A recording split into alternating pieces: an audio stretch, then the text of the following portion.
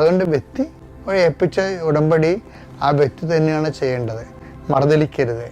മറുതലിച്ചത് ലാഗാവും. ഇന്നത് മറുതലിക്കാതെ നമ്മൾ ചെയ്യുമ്പോഴും വെക്കേണ്ടത് ഇത് എണ്ണയിട്ട യന്ത്രം പോലെ പ്രവർത്തിക്കണമെങ്കിൽ നല്ല ദൈവസ്നേഹത്തോടെ ചെയ്യണം. നിങ്ങൾക്ക് ദൈവസ്നേഹം ഉണ്ടോ ഇല്ലേ എന്നുള്ളത് വചനം വായിക്കുമ്പോൾ അറിയാൻ പറ്റും. വചനം വായിക്കുന്നവർക്ക് ചിലർക്ക് ഈ പനിയുള്ളവർക്ക് ഭക്ഷണം കഴിക്കുമ്പോൾ മടുപ്പല്ലേ, നീ എന്ത് ഒരു ഉരുളച്ചോറും വെച്ചുകൊണ്ടിരിക്കാന്നുകൊണ്ട് കുറേ നേരം ആയല്ലടാ, എനിക്കും മടുപ്പാണെന്നൊക്കെ പറയുന്നത്. അതാണ് സംഭവം. അപ്പോൾ ആ വചനം വായിക്കാൻ പറ്റണില്ല. അതിൻ്റെ അർത്ഥം വചനത്തേക്കാൾ പ്രാധാന്യമുള്ളതായിട്ട് നീ വേറെ സംഭവത്തിനും വ്യക്തികൾക്കും പ്രാധാന്യം കൊടുക്കുന്നത് കൊണ്ടും വിഷയങ്ങൾക്കും പ്രാധാന്യം കൊടുക്കണം കൊണ്ടാണ് ഇതുപോലെ ലാഗിങ് വരണത്. അപ്പം ഉടമ്പടി വില്ലന്മാരുണ്ട്. ഒന്ന്, നമ്മൾ തന്നെ ഉടമ്പടിയിലാണോ എന്ന് നോക്കണം.